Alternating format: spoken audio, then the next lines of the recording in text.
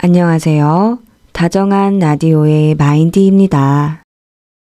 오늘은 명상을 하면서 하기 쉬운 3가지 실수에 대한 이야기를 해보려고 합니다. 저 역시 오랜 기간 명상을 해왔지만 아무리 명상을 해도 내면의 근본적인 변화가 일어나지 않는 것 같아 굉장히 고민스러웠죠. 다른 사람들은 명상을 통해서 금방금방 변하는 것 같은데 저만 아무런 발전이 없어 보여서 항상 답답했습니다. 나중에 알고 보니 제가 다음과 같은 실수들을 했었더라고요. 지금부터 그에 대해서 하나씩 살펴보도록 하겠습니다. 첫 번째 실수는 바로 가짜 평온을 연기한 것이었습니다. 모든 사람들이 그런 건 아니겠지만 대부분의 경우 마음이 너무 괴로워서 마음 공부를 시작합니다. 달리 말하면 마음 공부를 통해서 마음의 괴로움을 당장 없애길 바라죠. 그런데 문제는 참을 수 없을 만큼의 신체적 고통이 느껴질 땐 체계적으로 차근차근 치료하려고 하기보다는 곧바로 진통제를 찾게 되는 것처럼 마음이 너무나도 괴로울 땐 일단 평온한 척이라도 하려고 한다는 겁니다. 명상을 하는 동안에 가짜 평온을 연기하면서 나는 지금 괜찮다고 스스로 위안 삼는 거죠. 처음에는 자신이 평온한 척 연기하고 있다는 걸 자각하기 쉽지만 무의식을 들여다보는 게 두려워서 평온함에 집착하게 되면 나중에는 가짜 평온에 중독돼 버리고 이게 연기인지 실제인지 구분할 수 없게 됩니다. 그러면 실제 마음과 괴리된 채로 명상을 하게 되고 그 결과 상처받은 마음은 무의식 속에 버려지게 되죠. 즉, 실질적인 치유가 일어나지 않습니다. 따라서 지금 내가 가짜 평온에 집착하고 있다는 걸 알아차리고 의식적으로 날 것의 마음과 직면하려고 노력해야 합니다. 두 번째 실수는 남들이 효과적이라고 말하는 명상법을 고수했던 겁니다. 마음 공부는 대학교 전공 수업처럼 정해진 커리큘럼이 없다 보니 우왕좌왕 하기 쉽습니다. 마음 공부 특성상 명확한 방향성을 잡기 어렵기 때문에 보통은 대다수의 사람들이 좋다고 하는 방법에 집중하게 됩니다.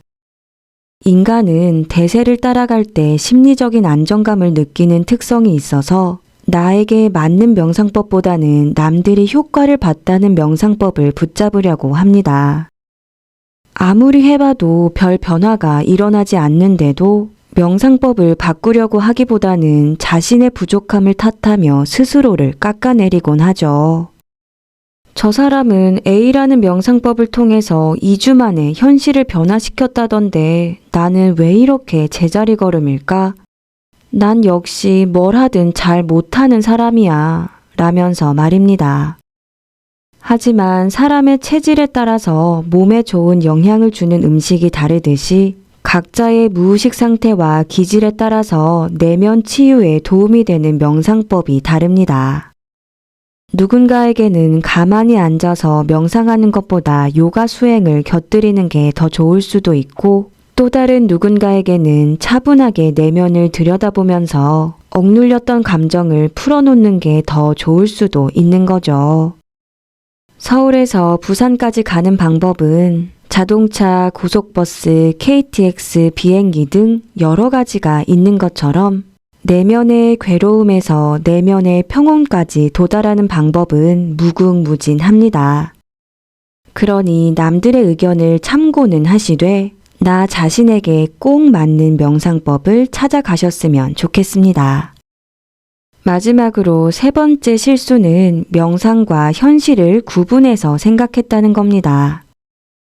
대체적으로 일상생활을 끝마치고 나서 따로 명상 시간을 마련합니다.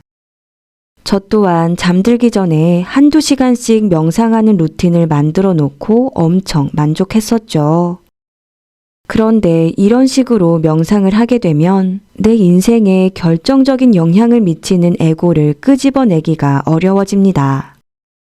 보통 하루가 끝날 즈음이 되면 몸과 마음이 굉장히 지치기 때문에 내면을 면밀하게 들여다볼 힘이 남아있지 않은 경우가 많습니다. 그냥 명상을 하면서 좀 울거나 요동치는 감정을 억지로 가라앉히다가 잠에 들곤 하죠. 이럴 경우 나를 괴롭게 만드는 에고를 정화하지 못한 채 똑같은 문제가 반복되는 현실을 경험하게 됩니다. 그래서 중요한 건 일상생활을 하는 와중에 틈틈이 명상을 해야 한다는 겁니다. 물론 이것저것 해야 할 일들이 많으니까 그때그때 에고를 완전히 정화하는 작업까지 하긴 힘들겠죠. 하지만 적어도 오늘 어떤 에고들 때문에 괴로운 상황이 발생했었는지는 알아차려 놓으시는 게 좋습니다. 더 나아가 그 에고가 불러일으킨 느낌까지 기억해 두시면 더욱 좋죠. 이렇게 하고 나서 집에 돌아와 명상을 하시면 아무리 심신이 지친 상태라도 내면의 선명도가 예전보다 훨씬 올라갔다는 걸 느끼실 수 있을 겁니다. 내가 낮에 기억해뒀던 에고의 마음 에너지가 표면의식 가까이에 저장돼 있기 때문이죠. 이와 같은 방식으로 현실과 명상을 연결시키는 연습을 계속 하시다 보면 현실과 동떨어진 명상이 아니라 현실에 직접적인 변화를 일으키는 명상을 하실 수 있게 됩니다. 여러분께서는 부디 제가 오랜 기간 저질렀던 실수의 늪에서 최대한 빨리 빠져나오시길 바라면서 오늘의 이야기 마치겠습니다. 지금까지 모두가 마음대로 살아가는 세상을 꿈꾸는 마인디였습니다.